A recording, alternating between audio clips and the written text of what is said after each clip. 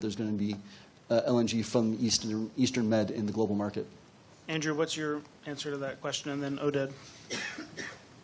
Well, I'll sidestep the LNG from the Eastern Med question, and I'll focus on the bigger moving piece, I guess, in the global dynamic. And yes, Dan's right. You know, the competition at the moment is primarily for the next generations of supply. Well, Australia's being built. The first cargo from the next wave of Australian projects will hopefully come out of our Australian project by the end of this month. And then we're going to see 60 million tonnes of new Australian capacity come online over the next couple of years. But that, as Amos was saying, that's done, that's sold. Beyond that, you're looking at some key competitors. The US, Canada, East Africa, Russia, East Med are kind of the new emerging supplies. And really all of those have emerged, amazingly, since 2010. You go back before 2010, and actually the supply inventory, and there always have been many projects proposed. It was just really as a buyer whether you believed any of them were real. You know, I guess I ought not to be too negative about some of the countries, but they were a less optimistic set of opportunities, shall we say, and I won't name names. But since then, the US, Canada, East Africa, in particular, have created competition on the supply side, and really the big moving piece is the US. As an industry, LNG generally developed 1, 2, 3 trains. Qatar was the big kid on the block, and it developed 77 million tonnes over quite a long time, over a couple of decades. Now we're seeing the US with proposals to export 292 million tonnes of product, different Sorry, projects. When you say proposals for 292, is that the entire DOE queue of 30? That's the entire 28 different projects. Which cost like $50 to apply for. So that's not, just so people understand, that people don't think that many projects are anywhere close. No, and we would, well, here's the reality check. Last year, the LNG, the whole LNG, the international LNG trade was 240 million tonnes, developed over 50 years. So in any commodity, it's hard to see a doubling, you know, of trade immediately. So yes, most people know very few things about how this is going to change the industry, but they do know that not all 28 projects will get built. There isn't the import capacity, there isn't the demand for 28 projects in the US. But what has surprised people, I think, over the last, I guess it's 4 years now since the first export license from Cheniere. What has surprised us is how quickly that export kind of proposal has gathered momentum. You know, if you look at the DOE, they initially looked at 6 BCF a day of exports, 45 million tonnes. We actually put in the third export license for our project in Lake Charles, and we ran a case where we looked at 6 BCF a day because we thought that was kind of a conceivable limit to how much export capacity there would be. We now have 40 million tonnes under construction. By the end of next year, there could be closer to 60 million tonnes. There's a growing realisation that this is a different type of product that's coming into the LNG industry. This is, you don't have to go out and explore for resources like Tamar or Leviathan. You can hook into the gas hub. These are not international energy companies like Shell, Chevron, Exxon, BG, developing projects and closely holding them. These are infrastructure players who will develop an export facility that as a buyer you can come and buy from. So this is a new product kind of emerging in LNG, a new competitive paradigm.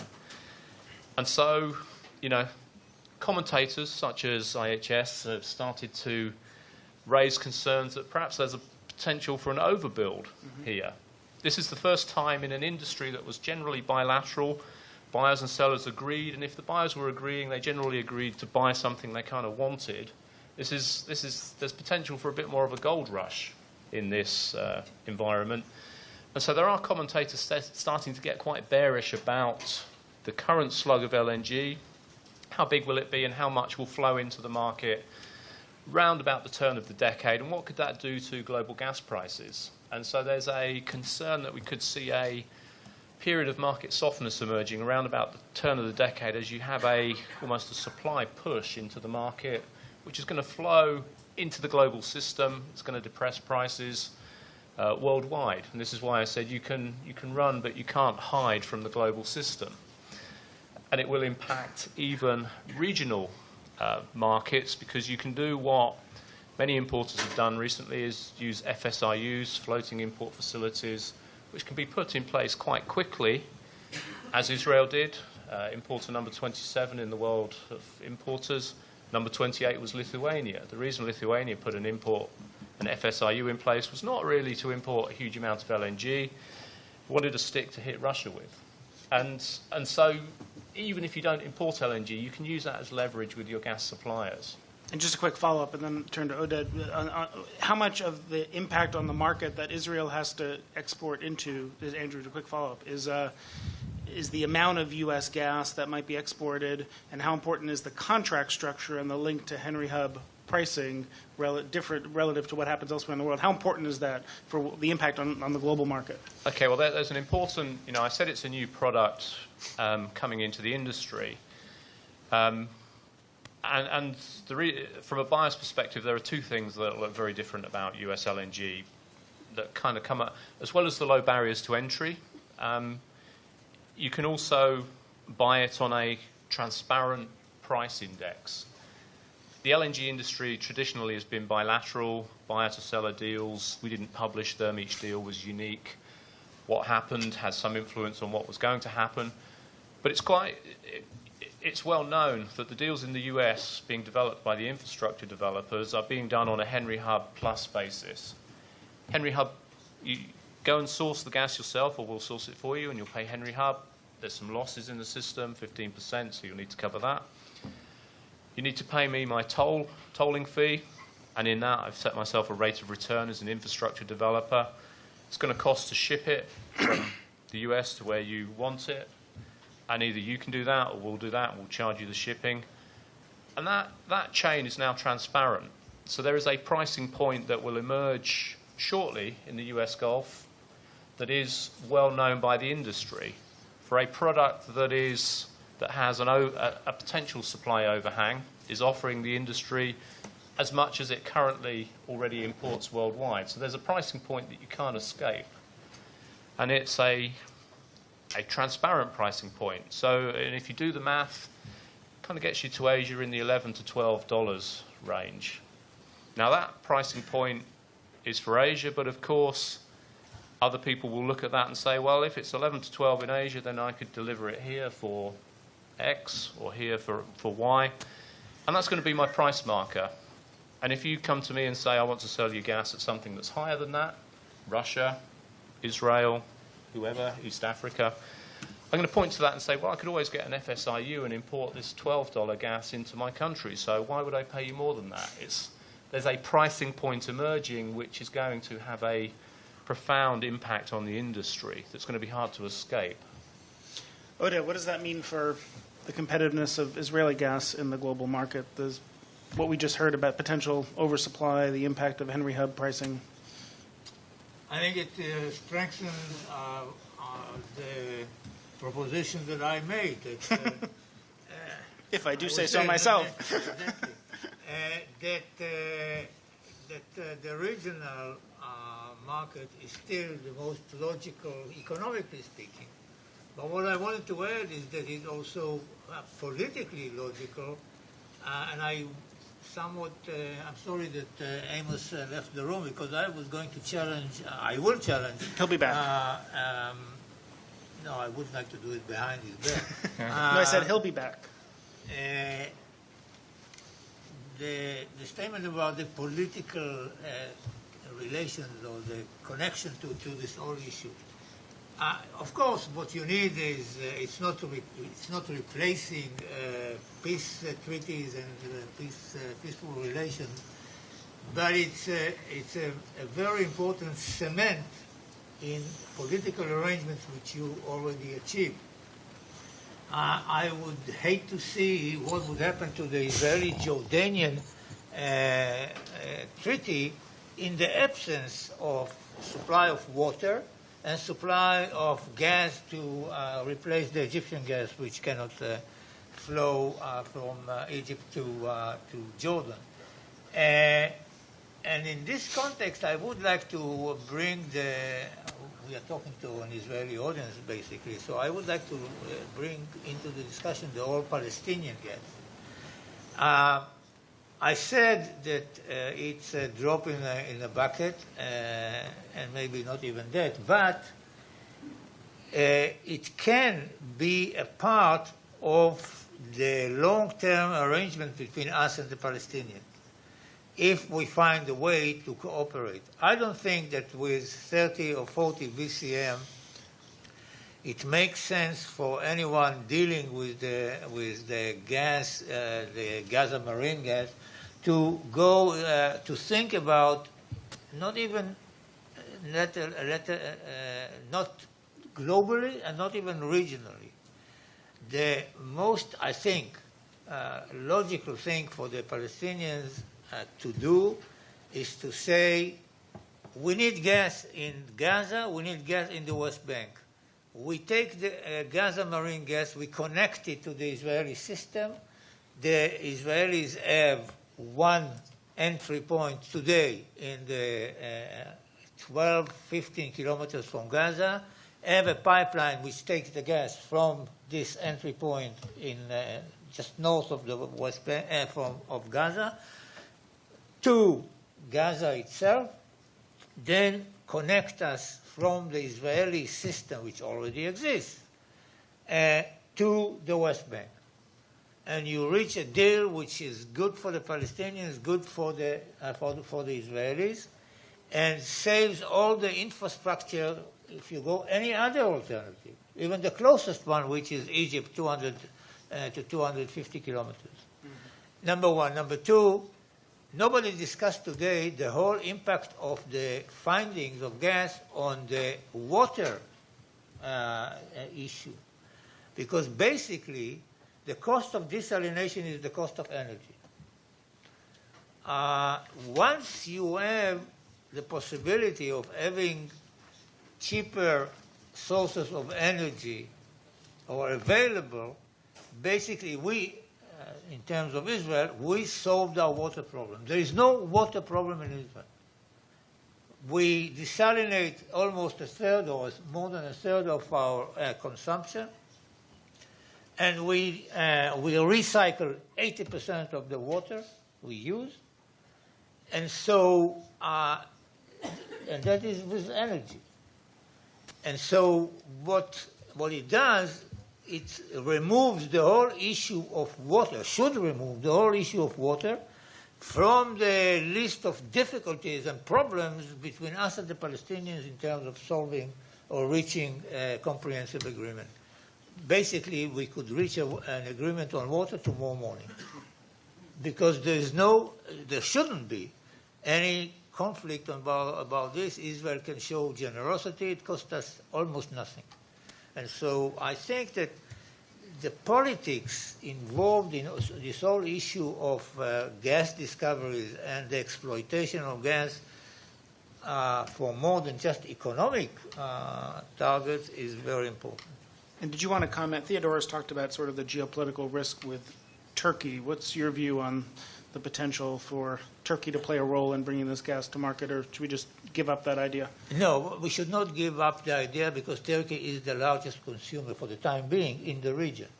They consume today something like 40 BCM. If they want to keep the rate of economic growth, they have to double the quantity and get to 80 BCM annually. And if they don't want to turn into a second Ukraine, meaning that they don't want to depend on Russian supplies of gas, they have to find alternatives.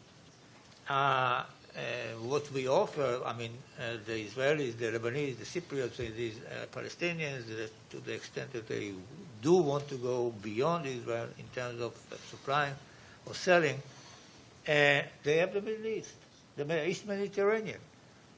Simple 600 kilometers pipeline. Simple, but not simple, because under the current circumstances, you have to, first of all, find the cooperation between the producers. Then you have to go through the EEZ of Lebanon, the EEZ of Syria, the EEZ of Cyprus, and as long as there is no some political willingness either to live within the current context, political context, or solve it, then it's a very complicated issue beyond what the political behavior of the current president of Turkey.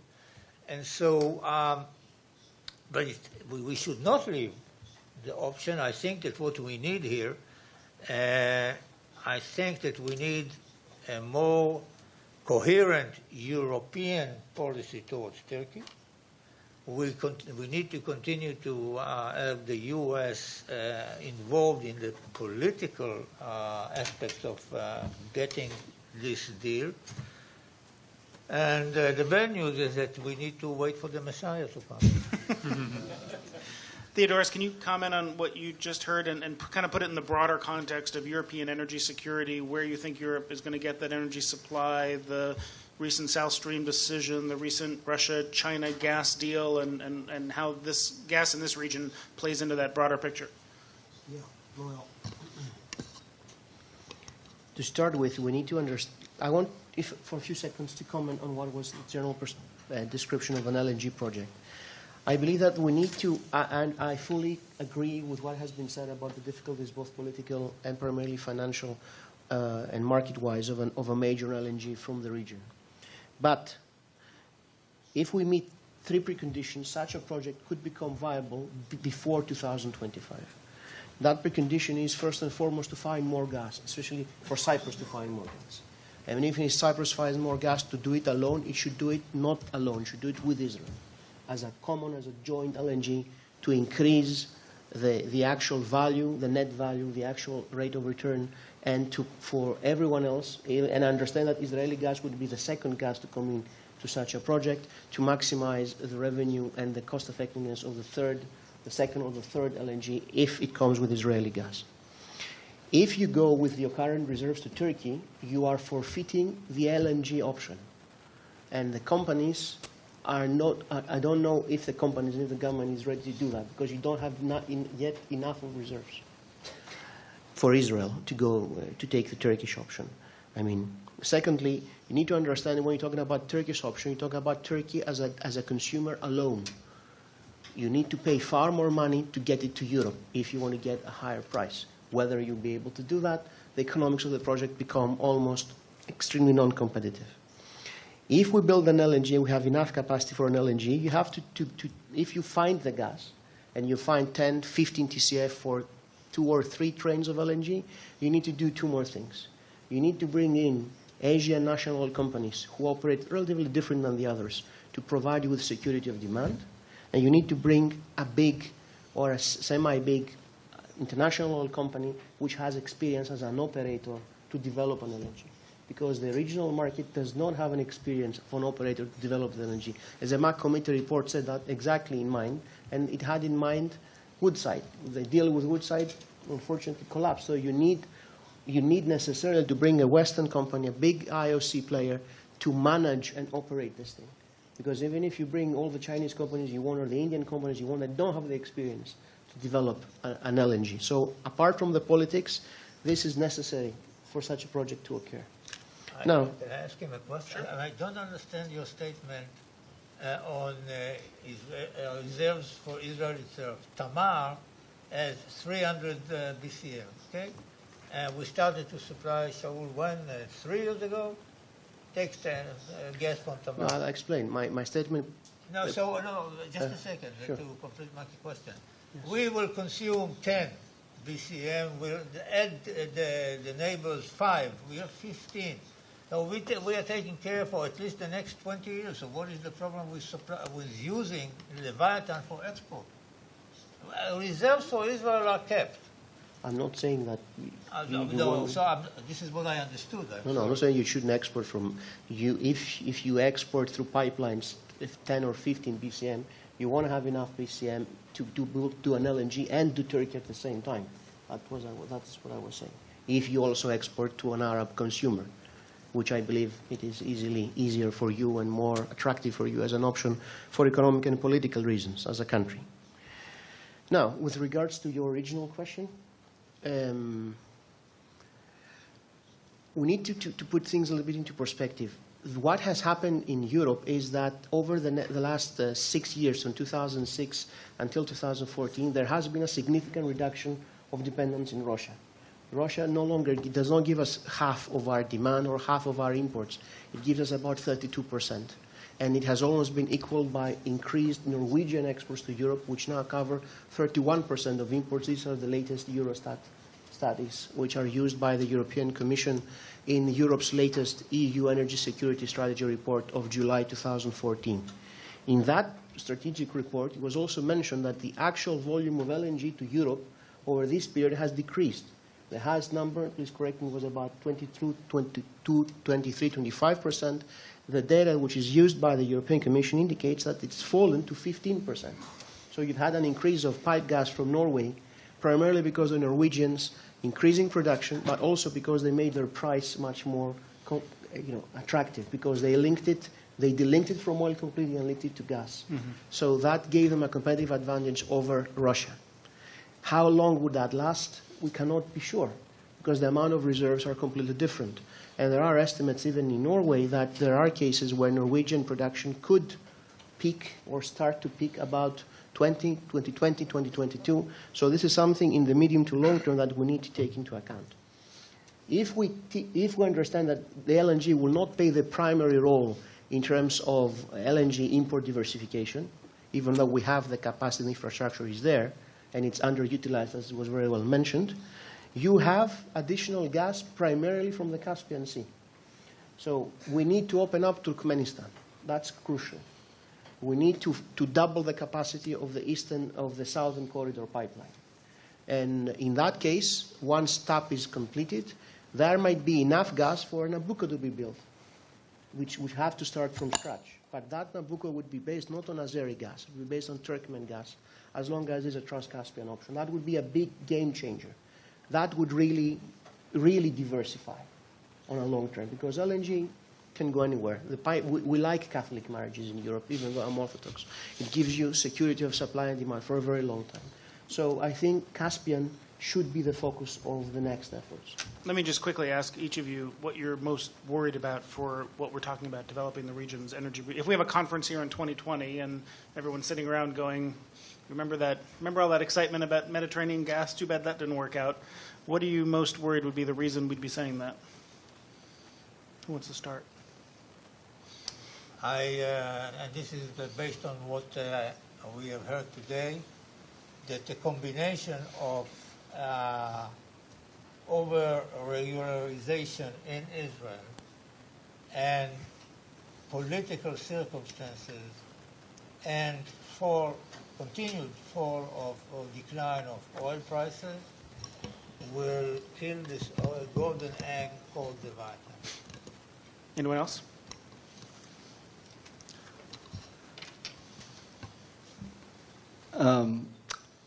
I think if I'm looking forward to 2020 and I see that if I'm in 2020 and I see that Eastern Mediterranean gas isn't going throughout the region, and I'm thinking about what would be the reason that would make me sort of the most sad. So why that happened? I would think that the reason would be because of self-inflicted wounds by the governments in the region. There's so many good reasons why there should be a lot of collaboration. Again, the commercial drivers are there, but in all the countries there are political reasons. There's regulatory risks. There's fiscal risks, which complicate the picture and can end up creating obstacles for allowing for the export of gas from Israel to the region. I'll leave it at that. Do you want to say that? Yeah, I'll give you a very broad view. And again, we've heard BG mentioned in terms of Gaza. We have positions in Egypt. But I'm going to step away from those for a moment and just say opportunities are great. As a developer, you like opportunities unless you can't decide between them, and then opportunities become a curse. And I've seen many projects, many developments just stall because people can't actually decide what it is they want to do. It's better to have one poor choice and actually do it than have many moderate choices and not be able to decide. So I think it would be a real shame if we came back in 2025, did you say? Whichever. And we were still looking at the same opportunities and we still couldn't decide which one it should be. I just hope there are so many compelling reasons geopolitically in the region why it should be developed and can create stability. It would be a shame if we came back and we were still talking about the same options in 10 years' time. Is one of this just came up before, but is one of those potential reasons it wouldn't happen cheap shale being developed everywhere else in the world, or is that not something you think is happening anytime soon? Well, it's as I was saying earlier, it puts a pricing point out there that you'd have to be worried if your development was more expensive than that you might be on the wrong side of where global prices go, and that's clearly giving people pause for thought in a lower oil price environment as well. I don't know the economics of the Israeli propositions, but one would hope that they're on the right side of that pricing point and that they make economic sense. Economic sense, geopolitical sense, deliverability are kind of the three things you want to align and are kind of interrelated. No, it's a good point because people sort of assume in the UK they talk about this a lot. Like, let's do shale here because it'll also be $4 per million. That may not be the case just because it is in the US. Let's take questions from the audience if there are any. Yeah, one over here and then on the aisle, please. Yeah. Thank you.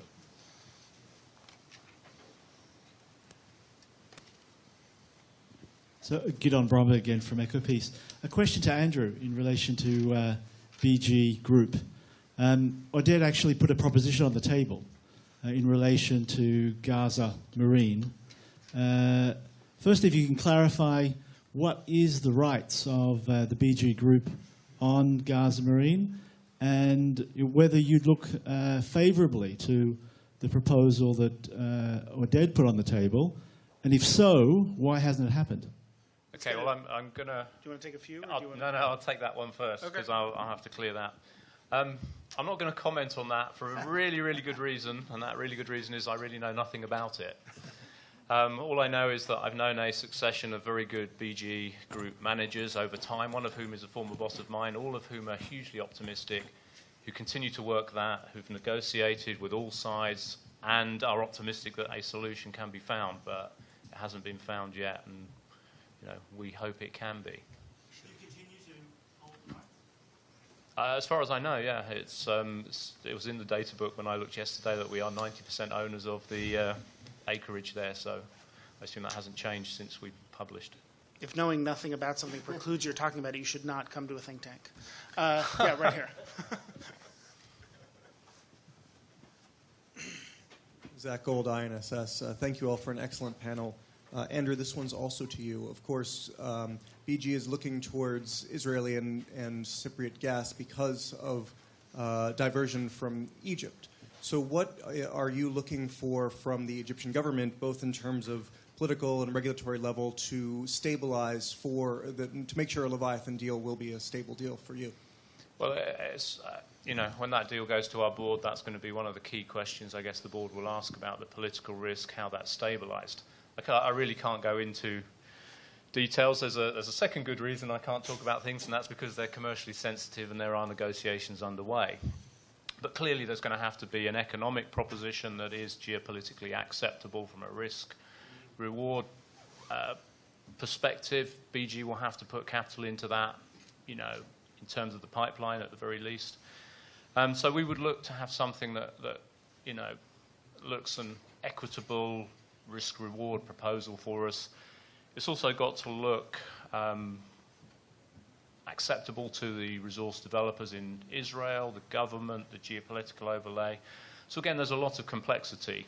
We continue to work that, and I think we're optimistic that something can be done from our perspective sitting on the Egyptian side. And it may, I've almost sensed it talked about as really a kind of the regional option here, although that gas could potentially go into the LNG export facilities, which are heavily underutilized and are the kind of cheapest access for that gas into the more global market. I almost sense it's being counted as kind of a regional option here. That gas would go to Egypt. Again, I can't go into the commercial details, but BG as a player in Egypt would look for something that had an equitable risk-reward proposal for us. So, we continue to work that, and we're hopeful that a deal can be struck that's to the benefit of the companies, the regions, the governments involved. That was even more diplomatic than the U.S. top energy diplomat. Are there other questions? Yeah, please. The microphone right here. About the water aspect. Oded spoke about the water aspect. In the past, I remember working on the deal to take the gas from Gaza Marine and to send electricity to Gaza. You've not mentioned that participability. In other words, it could arise as part of the overall settlement, as you don't have to send gas, you can send electricity. It works very well.